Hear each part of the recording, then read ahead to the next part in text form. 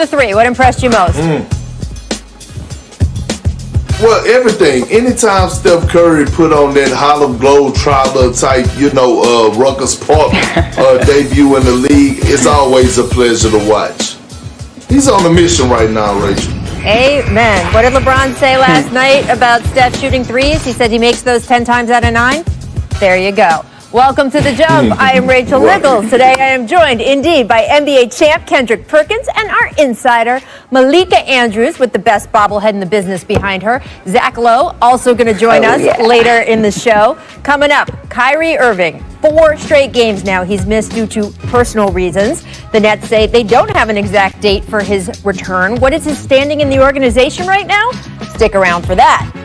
First though, have you ever played charades? Have you ever had one of those turns where you try acting out, say, the overall movie title, and when that doesn't work, you try going word by word, pretzeling yourself into a series of undignified positions, only to have time run out, and you scream at your teammates, "Dances with Wolves, people! That was so obvious!" That is exactly what it felt like watching James Harden at post-game media podium last night. For more than a month, the man has been trying everything to telestrate what he has been thinking. I mean, it's not like he just didn't report to training camp on time.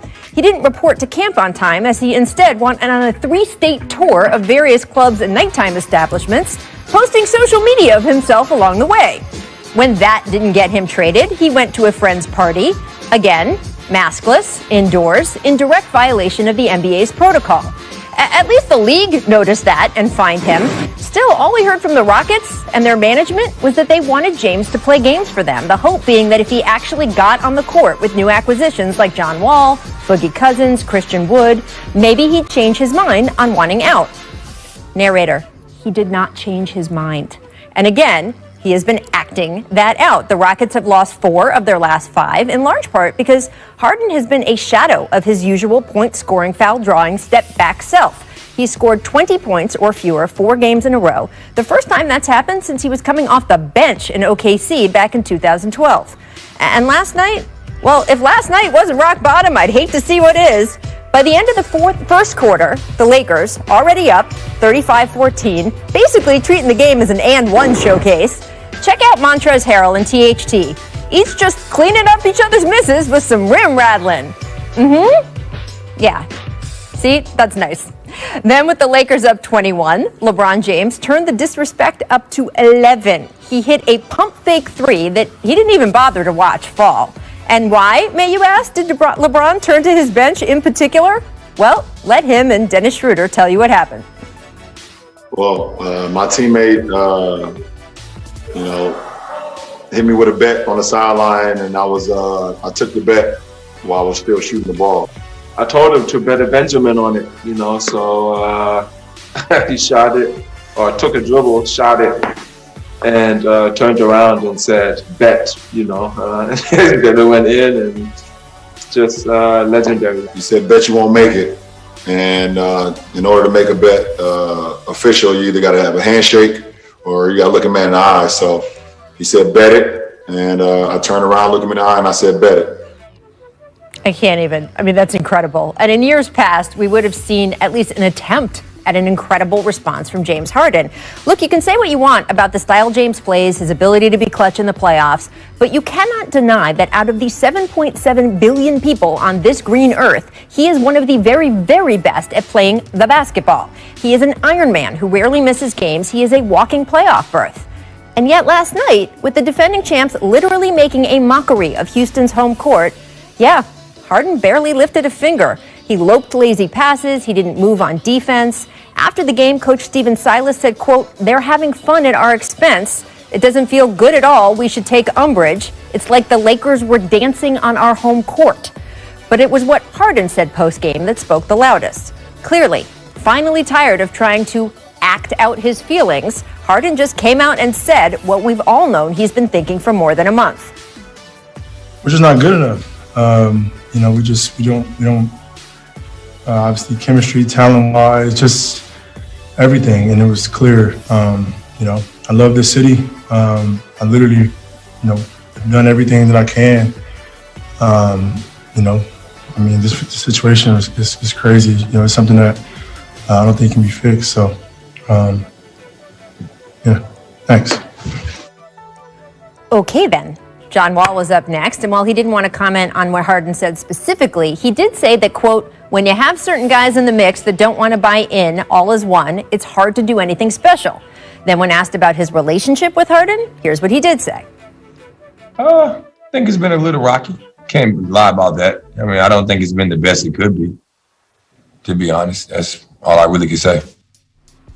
By this morning, the Rockets had clearly had enough. Harden was told not to come to practice, with coach Stephen Silas telling reporters, quote, we felt it was best for the group and best for James.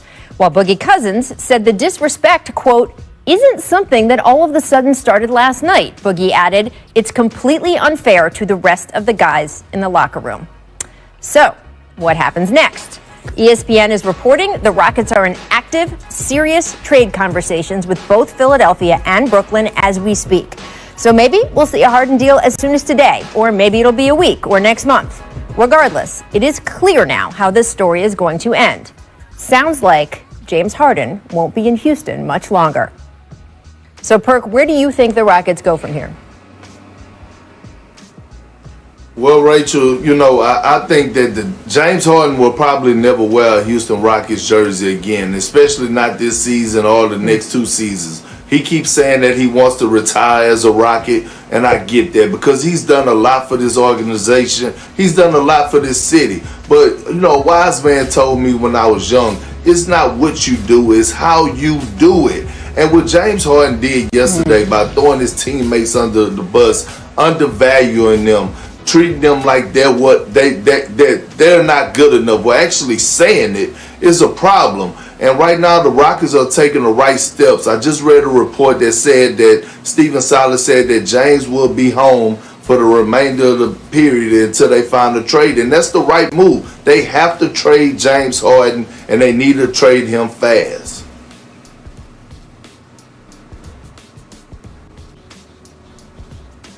Yeah, I mean, if that wasn't enough, what happened last night, Stephen Silas, when he was asked today whether or not that he thought the situation was reconcilable, he said, I don't know. And that's pretty much as close that coaches come to saying, no, this just isn't going to work out. But what sticks out to me, Rachel and Perk, when I look at what James Harden said last night, it's where is the responsibility on his part for what he's calling, quote, craziness that's going on, whether that's on the court, the statistics that you refer to, Rachel, or whether that's all of the stuff that they've been putting up with that James Harden has been doing off of the court. And if recent history has told us anything about stars that are unhappy in their markets, I'm thinking about Jimmy Butler in Minnesota, I'm thinking about Anthony Davis when he was in New Orleans, whether or not it gets to be to the point that it is volatile, it doesn't work out.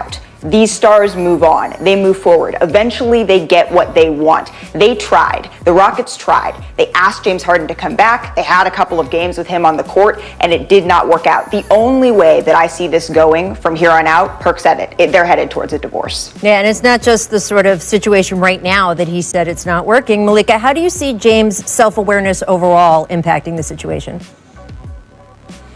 Well, I think that it's playing a part in it. It's hard when you're listening to John Wall, when you're listening to DeMarcus Cousins, hearing them say that this isn't the first time that the disrespect has shown up. This isn't the first time that they're feeling this way. It's hard to want to go out on the court and be focused on performing as a unit when you have one guy saying that this just isn't good enough. Oh, and by the way, that one guy is your franchise player. That's where the question comes up of whether or not James Harden can put himself into a 20,000-foot position and say, hey, looking down on this situation, I see my role in it. I see how I am impacting my teammates. I see the role that I am playing here, and I need to leave so that they can continue. Right now, it looks like James is putting everything out and not turning the mirrors back in on himself.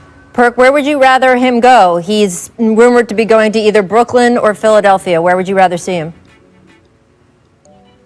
Well, to be honest with me, I think the best fit for the Rockets is for James to go to Philly because they're going to probably get back Ben Simmons. And James in Philadelphia, along with how Joel Embiid is playing right now, Danny Green is playing awesome, Steph Curry is playing elite basketball.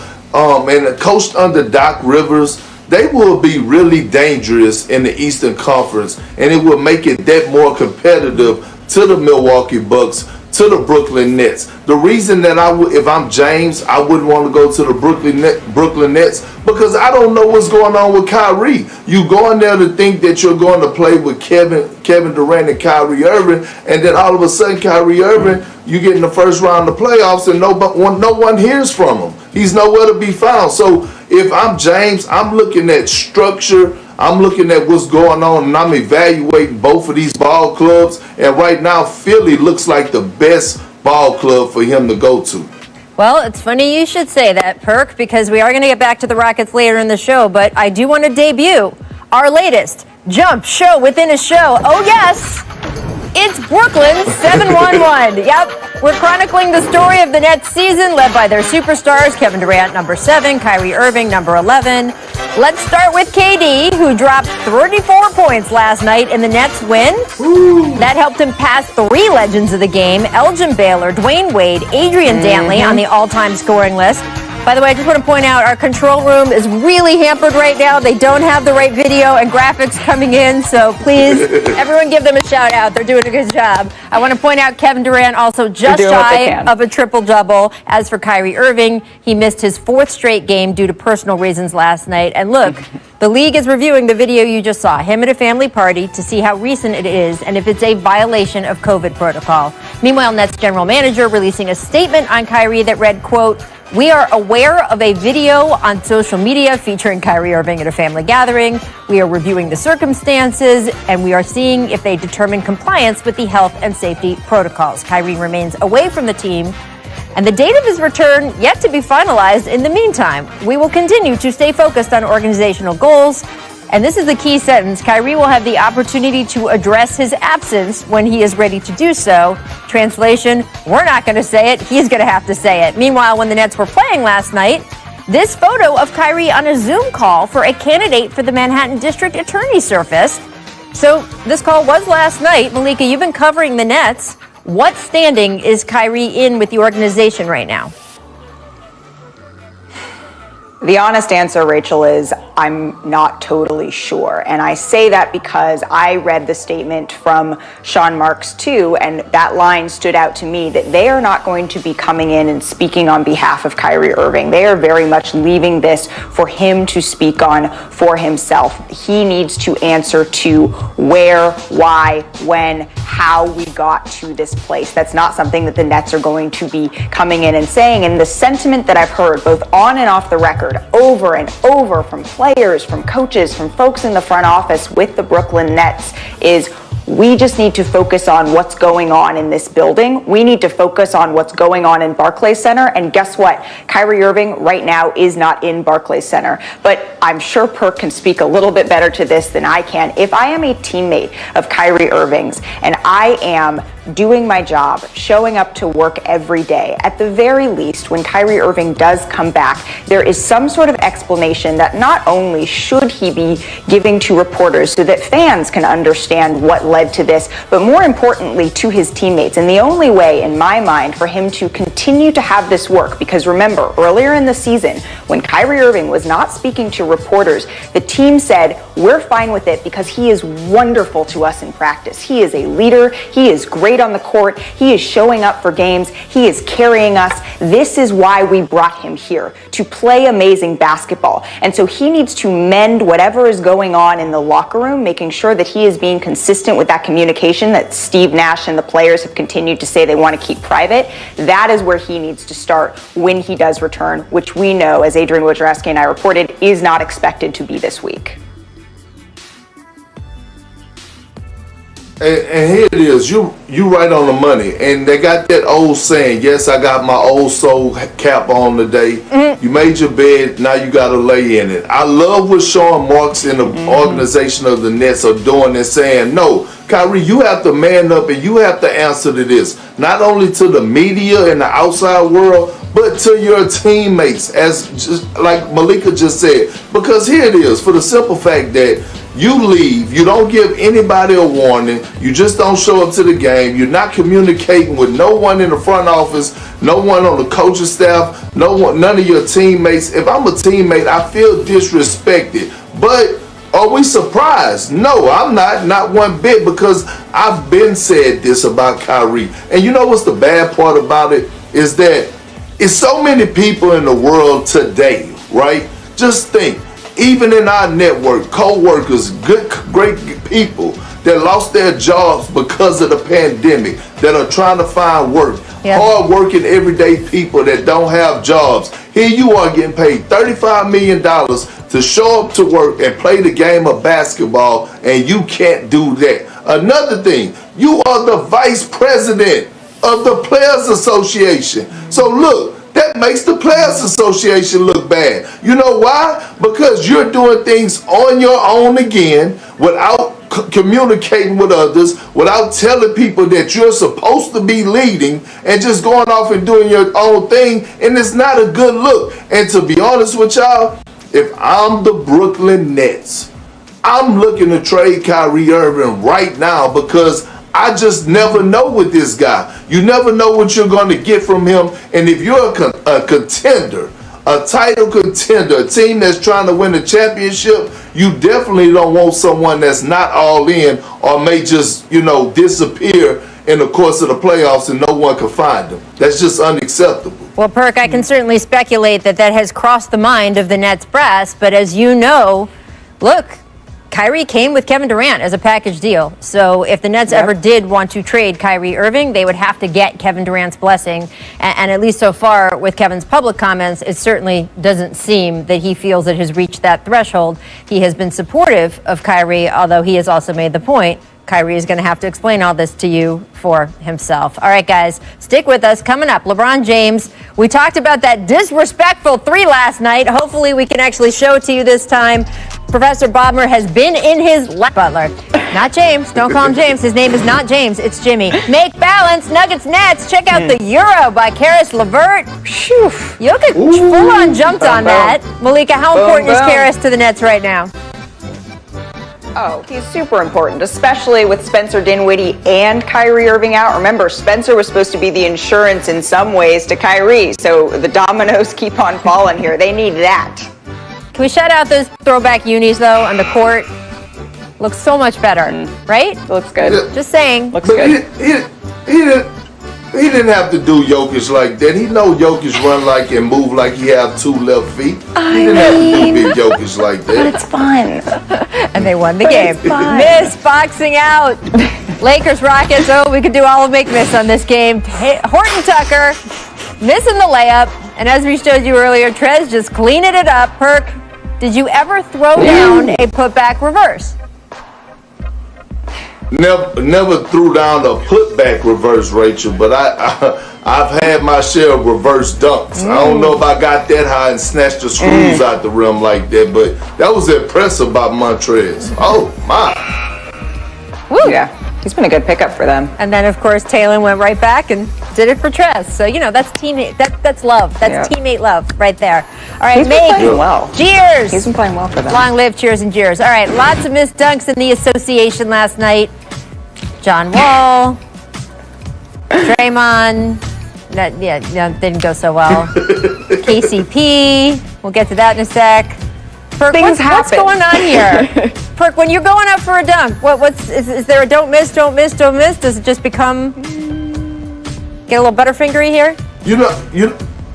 I always dunk with 2 hands, Rachel, to make sure that I at least could get the ball into the basket. Trying to dunk with 1 and cock it back and get too cocky, this is what happens, especially if you're trying to take off so far. And Malika, when you try to dunk? This is the one time, Rachel, that I can relate to you, where I'm just too short, and I'm 5'7". I was going to say, and you're still a good 3 inches taller than me. Yeah, exactly. So I probably can't even comment on this because I would make that look good. My part of the atmosphere here, so short. Missed possessions, Heat down 2 late, no timeouts. Duncan Robinson chucking it at the hoop. That's not what you want, right? Yeah, and of course, I mean, look, purposely missing the free throw, but doing it is quite a. Yeah. right. I mean, you know, you got to understand, though, Rachel, you know, Duncan Robinson don't miss. So this kind of foreign to him. So, you know. Trying to miss is really hard, right? Make pickup ball back to Houston. Lakers up huge, and LeBron starts feeling himself. Here's the highlight. Bit of the fancy dribbling, the dish, gets it back, and waits for the defender, and turns to the bench. As we heard, he and Dennis Schroeder had a little bet going on. So, Perk, what is the most disrespectful part of this? I mean, show some class, LeBron James. But the point that the fact that it was a bet and he shot the three, we called that the platinum three-corner shot. That was named by Damon Jones. That's where LeBron James got that from. The platinum three-corner shot. That was totally disrespectful. But I love every bit of it. In a couple years, it'll just be a highlight. You won't. The disrespect will fade away. It'll just be like, did you see that? It's fine.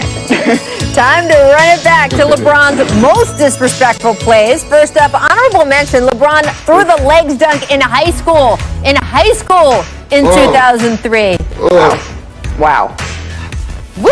All right, let's get to the real deal NBA highlights. Number 5, 2017 playoffs. LeBron spins the ball in front of Serge Ibaka. This is brutal. Oh! I mean, LeBron is just so disrespectful. You know. Especially during those Cavaliers-Raptors series. Ooh, all right, 2016 NBA Finals. LeBron blocks Steph, and they let him know about it. Yeah, and Rachel, see, that's what changed the game. That changed the whole series right there. That block shot and talk noise, you know, it gave the Cleveland Cavaliers life. Yes, 2005 Cavs Blazers. LeBron snatching Ruben Patterson's ankles. But this was the video quality in 2005. Sometimes it happens like that. I don't know how my brain didn't process it that way in the moment. Does it make you feel old? But see, that was a little bit personal. That was a little bit personal because, you know, those old heads thought that they could guard the LeBron, and he just had to show them the real. By the way, Nurk got a little taste of that too right there. That was 2018. Woo! Oh. And number 1, 2013, you know what we're showing here. The alley-oop on Jason Terry, then the stare, then the technical. Yep. You know what this was about, Perk, right?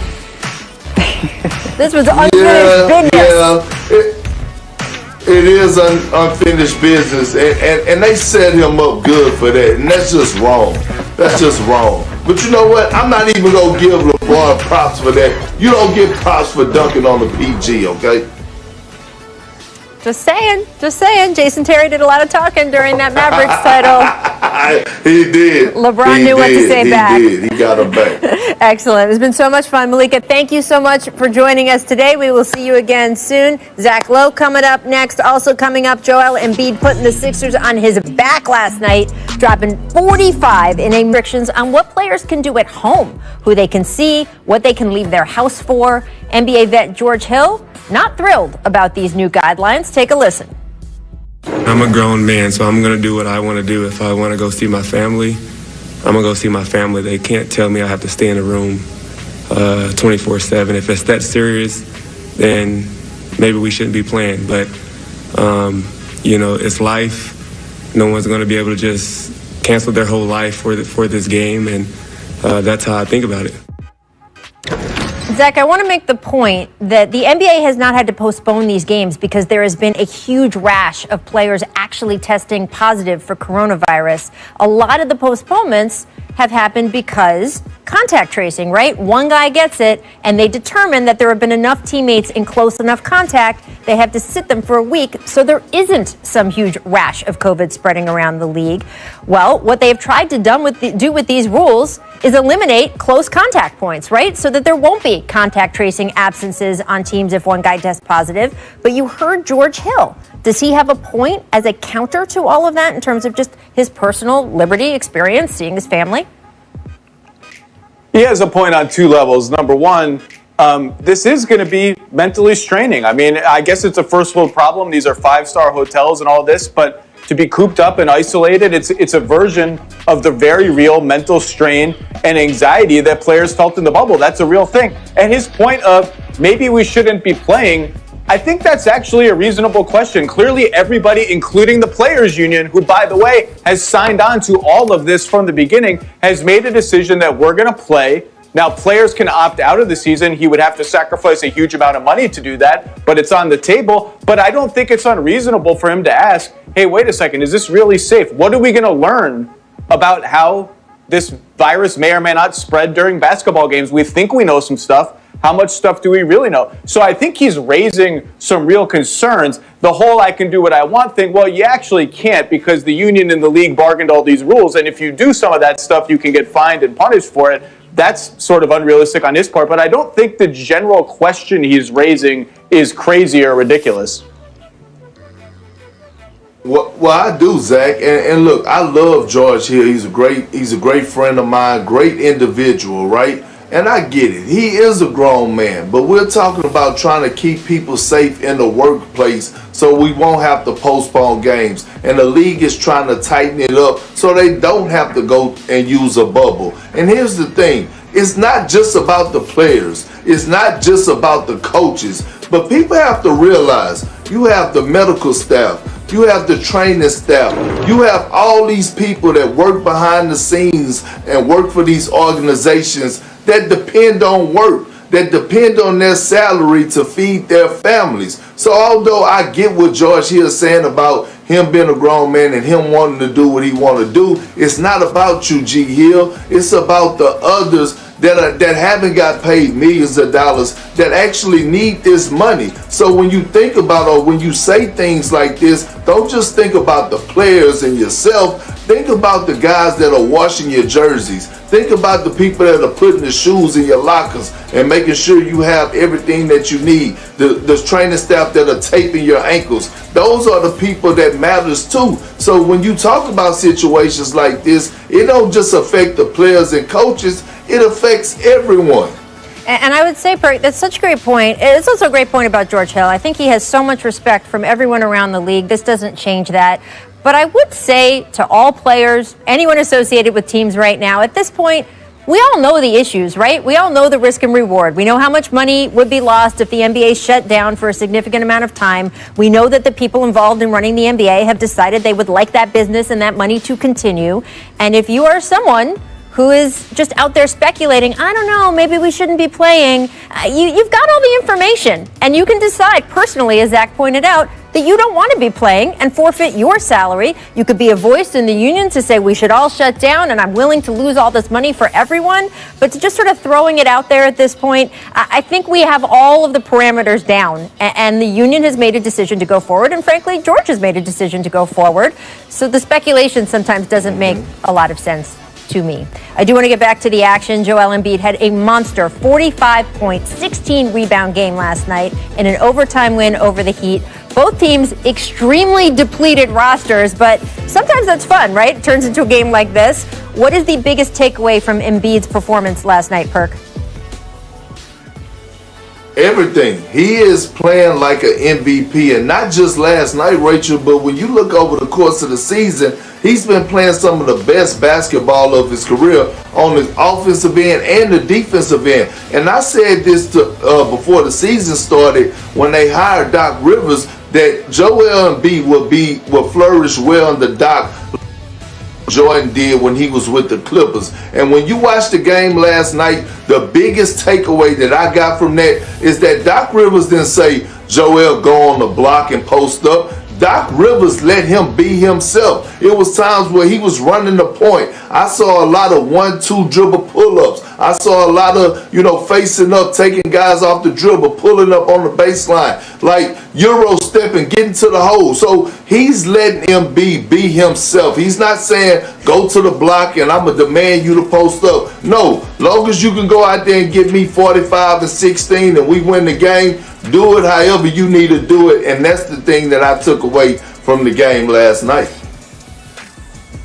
I'll go a step further than Perk even said. He's not just playing like an MVP. 11, 12 games into the season, for whatever that's worth, he is the MVP. And he's not just playing some of the best basketball of his career. He's playing the best basketball of his career, period. He's almost a 50, 40, 90 shooter right now. Career highs in shooting across the board. The defense hasn't suffered. The free throws are still there. This Joel Embiid, fully engaged, looks like he's in great shape. This is the guy we've been waiting to see ever since he came off the court weeping in Toronto that they had lost Game 7 and vowing that he never wanted to feel that way again. This is a guy who's taking control of his career, his destiny, and taking control of his franchise at an MVP level.